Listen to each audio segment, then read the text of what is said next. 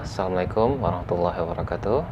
Bertemu lagi dengan saya, Fauzul Faura, di video pembelajaran bahasa Inggris di English.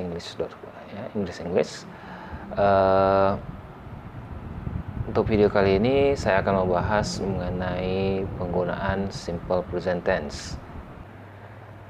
Ya, simple present tense saya yakin banyak di antara kamu yang sudah sering mendengar istilah ini, bahkan mungkin dari di bangku SMP ya, ketika kamu belajar bahasa Inggris, kamu sudah mendengar istilah ini. Tetapi apakah kamu benar-benar sudah menguasainya dengan benar atau sudah menggunakannya dengan baik ketika di dalam menggunakan kalimat bahasa Inggris?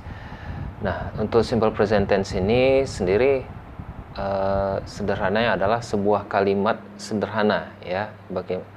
Bagaimana kita membuat sebuah kalimat sederhana di dalam bahasa Inggris, tetapi waktu yang dipakai itu menunjukkan waktu yang sekarang.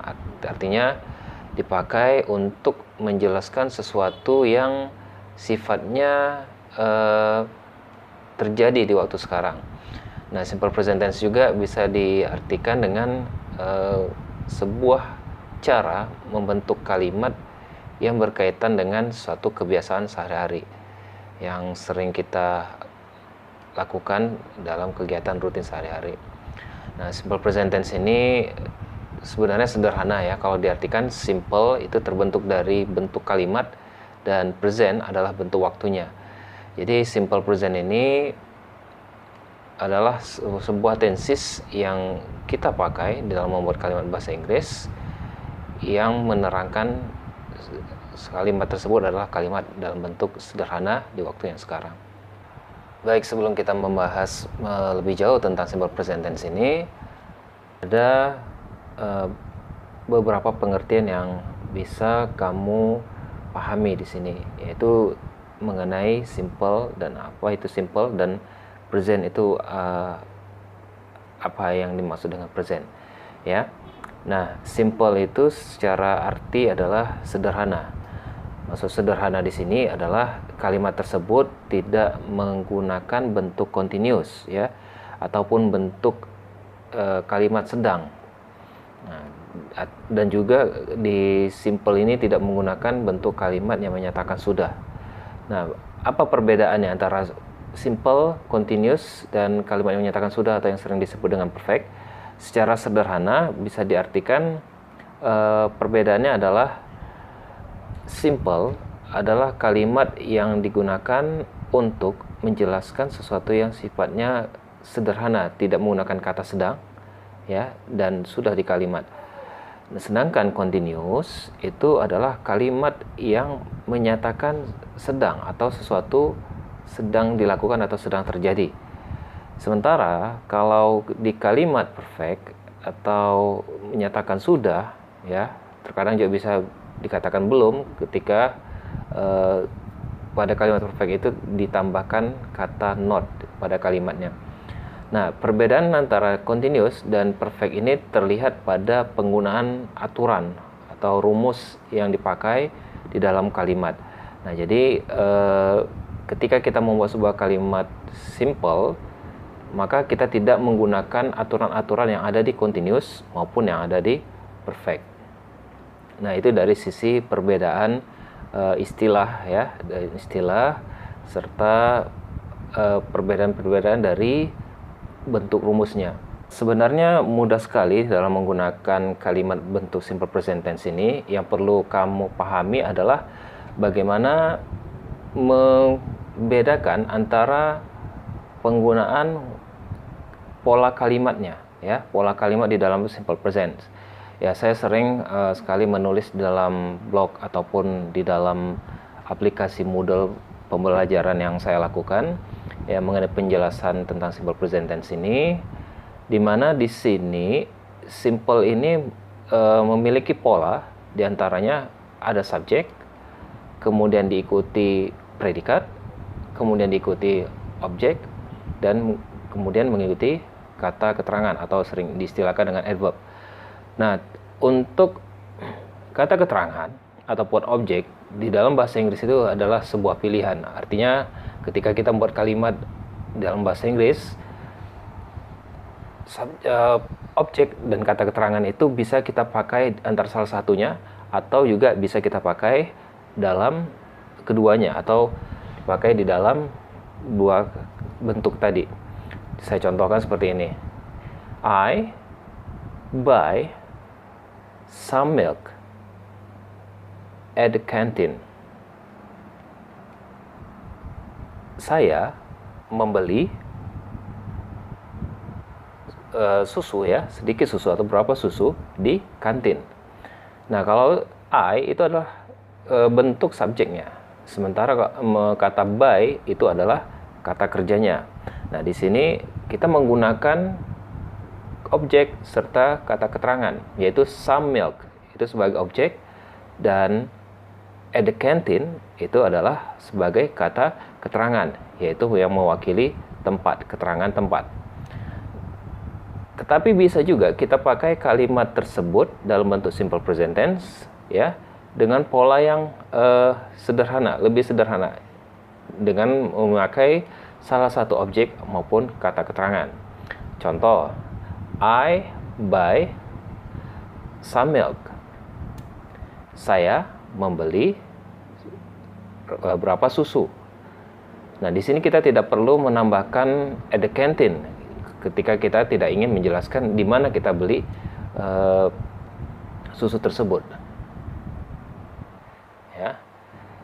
Di dalam kalimat ini kita hanya menggunakan bentuk objek saja. Nah, tetapi di dalam kalimat yang lain kita bisa langsung menggunakan sebuah kalimat hanya dengan menggunakan kata keterangan saja. Nah, contoh seperti I go there. I go there. Saya pergi ke sana. I sebagai subjek, go sebagai predikat, there sebagai kata keterangan, ya, kata keterangan tempat. Nah, di sini kita tidak menjelaskan objeknya, tetapi hanya langsung menggunakan kata keterangannya saja, yaitu di sana, yaitu kata there. I go there. Ya. Nah, jadi secara sederhana atau bisa kita simpulkan, penggunaan kata simple present tense ini menerangkan sesuatu yang sifatnya kalimat sederhana, ya, tetapi dengan aturan bentuk waktu yang sekarang. Itu yang pertama yang menjadi ciri khas dari simple present, ya, simple present tense. Yang kedua, simple present tense ini lebih sering digunakan untuk menjelaskan sesuatu yang terbiasa terjadi, ya, atau menjadi sesuatu kebiasaan. Contoh misalnya, I wake up at 7 in the morning. I wake up at 7 in the morning. Saya bangun pada pukul 7 di pagi hari. Nah, di sini menjelaskan bahwa sesuatu yang kita lakukan itu sudah menjadi kebiasaan kita, yaitu bangun pada pukul 7 pagi.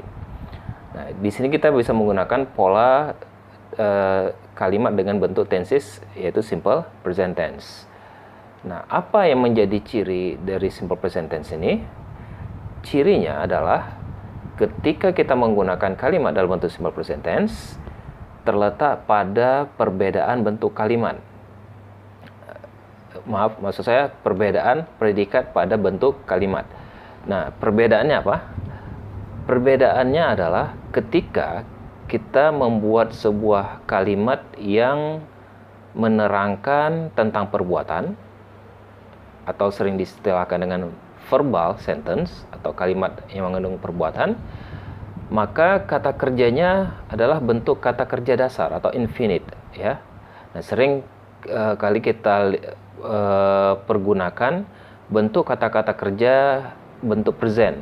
Nah, ini bisa kita ketahui dari tabel irregular maupun irregular verb, ya, yang sering kita temui di kamus-kamus bahasa Inggris. Nah, yang sering dipakai adalah bentuk infinite atau presentnya. Jadi dalam membuat kalimat simple present dalam bentuk kalimat yang mengandung perbuatan atau verbal sentence, kita menggunakan kata kerja perbuatan yang pertama atau dalam bentuk waktu sekarang. Itu ciri pertama. Dan yang kedua, ciri dari predikat yang dipakai adalah menggunakan kata kerja bantu yang berbentuk to be. Nah, kata kerja yang predikat yang membentuk kata kerja bantu atau sering disebut auxiliary verb ini menggunakan bentuk to be, antara lain ada is, am, dan are. Ya. Is dipakai untuk kata-kata yang subjeknya adalah he, she, serta nama orang yang sifatnya tunggal atau nama benda yang sifatnya tunggal. Dan yang berikutnya ada gunakan nama orang atau benda yang sifatnya tunggal atau satu atau disebut dengan singular. Nah, jadi menggunakan is sebagai to be ketika kita menggunakan nama orang atau benda, nama benda maksud saya, itu tidak boleh melebihi dari satu orang atau satu benda. Dia harus dalam satu benda atau tunggal. Ya. Kemudian ada am. Nah, am di sini hanya dipakai untuk subjek dengan kata I, yaitu saya. I am. Ya, sementara kalau tadi is menjadi he is, she is, it is, Ronnie is, Samsung is, ya, dan sebagainya. Nah, ini hanya dipakai untuk bentuk singular. Ya, am dan is sebagai to be hanya dipakai untuk bentuk singular atau yang sifatnya orang atau bendanya yang disebutkan itu adalah jumlahnya tunggal, ya, atau satu. Sementara menggunakan bentuk to be are itu untuk yang sifatnya jamak atau plural, ya, bentuknya jamak, lebih dari satu, ya, apakah itu 2, 3, dan seterusnya. Nah, kita menggunakan are ini dalam bentuk simple present. Contoh dalam kalimat they are farmers. They are farmers. Mereka para petani. Nah, kita perhatikan pada tulisan farmers-nya itu ada huruf S di belakang kata farmer, ya, yang artinya menunjukkan lebih dari satu petani. Ya.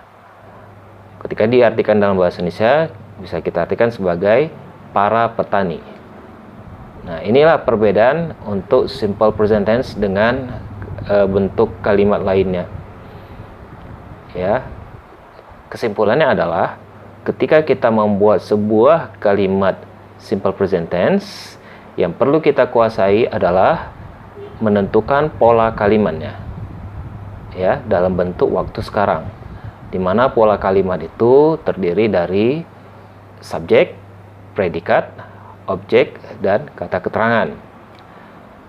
Tetapi objek maupun kata keterangan itu tidak harus selalu ada di dalam sebuah kalimat. Artinya bisa salah satunya itu dipakai atau bisa dua-duanya dipakai.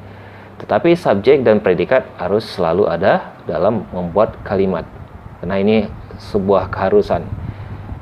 Kemudian ketika kita membuat sebuah kalimat simple present tense yang sifatnya menggunakan kata kerja perbuatan atau diartikan dengan kalimat yang mengandung perbuatan, maka kata kerja yang kita gunakan adalah kata kerja berbentuk infinite atau kata kerja dasar atau bentuk present yang bisa kita temui tabel kata kerjanya itu di kamus-kamus bahasa Inggris, di kamus tabel irregular maupun regular, ya. Nanti kamu bisa cek di kamus bahasa Inggris kamu di bagian infinite-nya atau bentuk kata kerja pertama atau bentuk present. Kemudian untuk membuat sebuah kalimat bahasa Inggris dalam bentuk simple present tense yang tidak mengandung perbuatan, biasanya kita selalu memakai to be. Nah, to be yang digunakan itu disesuaikan dengan subjek awal yang dipakai, ya, kata-kata subjek awal yang dipakai.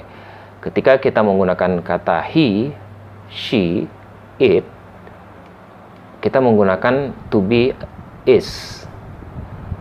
Begitu juga ketika kita menggunakan nama orang atau benda, ya, seperti Roni, ya, atau Samsung, maka kita menggunakan is setelah kata orang, nama orang atau nama benda tersebut atau nama merek tersebut. Ya, saya contohkan di dalam kalimat yang berbentuk to be is. He is a student. Dia seorang pelajar.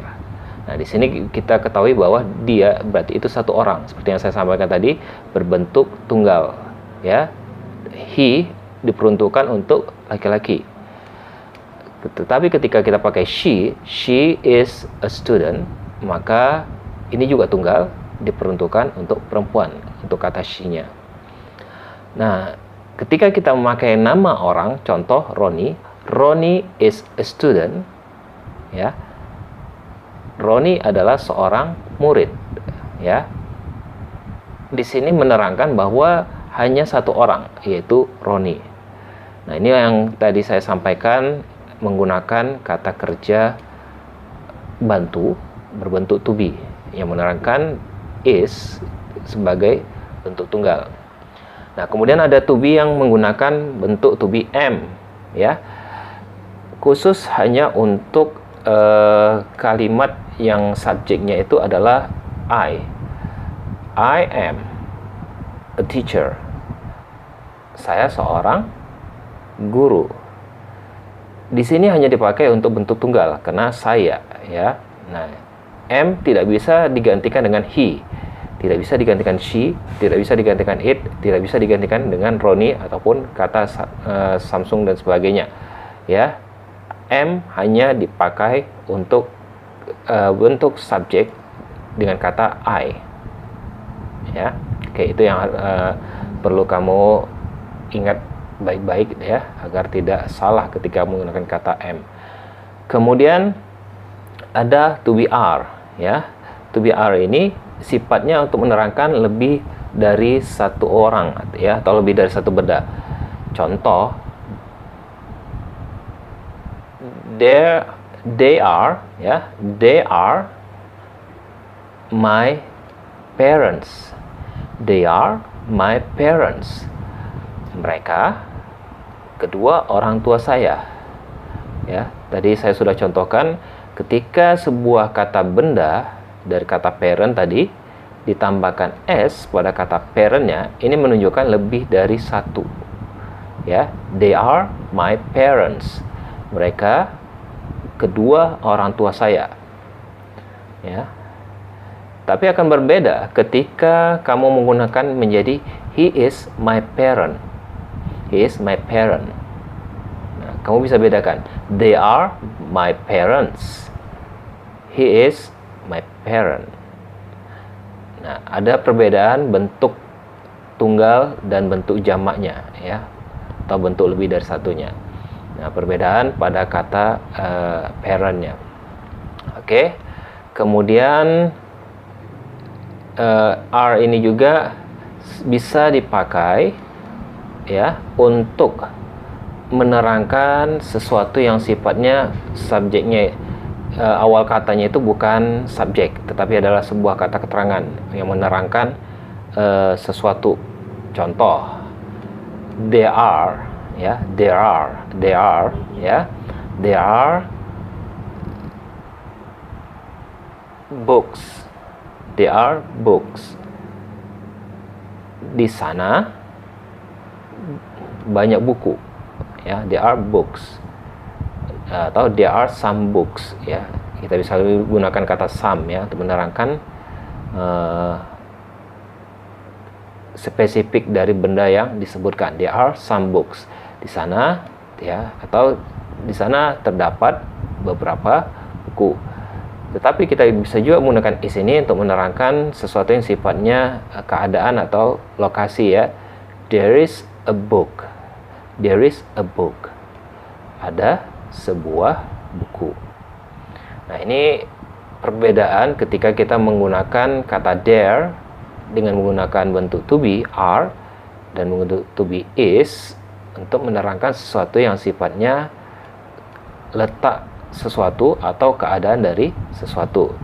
Sementara di kalimat they are my parents ini menerangkan kepada status ya. They are my parents. Kamu perhatikan perbedaan katanya. They dan there. They are my parents. There are some books ya. Nah, ini perbedaan dalam menggunakan to be are ya. Sama-sama digunakan dalam bentuk simple present tense ya. Tetapi perbedaannya adalah ketika kita menjelaskan benda ya atau status dari sesuatu benda, maka kita menggunakan subjeknya.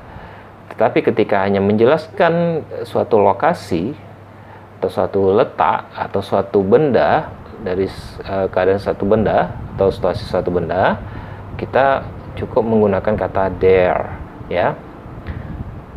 Oke, saya pikir untuk penggunaan are ini bisa dipahami. Kemudian simple present tense ini juga bisa kita gunakan dalam bentuk kalimat negatif maupun kalimat pertanyaan. Contoh, ketika kita buat kalimat negatif, yaitu menyatakan tidak, dari kalimat they are my parent, ya, kita rubah menjadi kalimat they are not my parents. Ya, artinya ya, they are my parents ya, tadi kalimat awal dirubah menjadi kalimat they are my parents. Artinya adalah mereka bukan kedua orang tua saya. Ya. Begitu juga ketika dirubah menjadi kalimat apakah mereka adalah kedua orang tua saya, ini mengalami perubahan susunan pada kalimatnya dan bentuk to be-nya. Are they my parents? Are they my parents? Apakah mereka adalah kedua orang tua saya? Ya. Nah, ini harus bisa kita perhatikan ya, perhatikan perbedaan perubahan kalimat di dalam menggunakan kalimat biasa atau statement, atau sering-sering sekali disebut dengan kalimat simple, kalimat positif, dan ketika dirubah menjadi kalimat negatif yang menyatakan tidak, kita mengalami perubahan di mana pada to be-nya setelah to be ditambahkan kata not ya. Kemudian membentuk kalimat pertanyaan, terjadi pergeseran antara bentuk posisi to be yang tadi berada di tengah sebagai predikat berubah ke depan menjadi are ya. Are they my parents? Oke, saya ulangi sekali lagi dari posisi susunannya. Ketika kalimat positif, they are my parents, mereka adalah kedua orang tua saya. Ketika kita ingin menyatakan negatif, they are not my parents. They are not my parents. Mereka bukan kedua orang tua saya. Lalu kita ingin merubah menjadi sebuah kalimat bertanya atau pertanyaan menjadi are they my parents? Are they my parents? Apakah mereka adalah kedua orang tua saya? Ya, saya pikir untuk penjelasan sederhana ini mengenai pola susunan kalimatnya bisa kamu pahami dengan baik ya. Begitu juga nanti kita menggunakan bentuk is dengan pola yang sama ya. Saya akan jelaskan beberapa contoh menggunakan is. Ronnie is a student. Ini ketika dalam bentuk kalimat biasa, ya, bentuk statement atau kalimat biasa. Ronnie is not a student. Ronnie bukan seorang pelajar. Kalau tadi Ronnie is a student, Ronnie adalah seorang pelajar. Atau Ronnie is not student ini sering disingkat menjadi isn't, ya. Ketika dalam bentuk bicara, Ronnie isn't a student. Ronnie bukan seorang pelajar. Ketika kita rubah menjadi sebuah kalimat pertanyaan, menjadi is Ronnie a student? Apakah Ronnie seorang pelajar? Ya. Is Ronnie a student? Ya, di sini kita bisa tahu perbedaannya antara penggunaan is pada predikat kalimat positif, kalimat statement itu berada di tengah setelah subjek. Ya, begitu juga dengan negatif, hanya ditambahkan kata not pada bentuk to be-nya, yaitu bentuk is. Tetapi ketika bertanya, kita merubahnya menjadi posisi awal dari subjeknya, ya. Jadi sederhananya dicapkan atau dituliskan sebelum subjeknya, ya. Baik, saya pikir hanya ini dulu penjelasan mengenai simple present tense.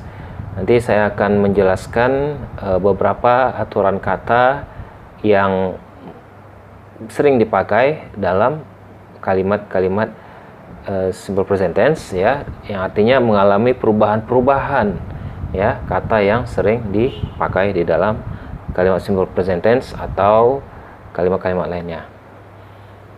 Baik, ya, saya pikir sampai di sini dulu untuk video kali ini. Semoga bermanfaat. Ketemu lagi di video berikutnya tentang pelajaran bahasa Inggris, ya. Semoga apa yang saya sampaikan bisa bermanfaat untuk kamu semua. Dan jangan lupa untuk like, share, dan subscribe channel ini supaya bisa banyak yang mendapatkan manfaat dari video pembelajaran tentang bahasa Inggris. Ya, baik, saya akhiri. Assalamualaikum warahmatullahi wabarakatuh.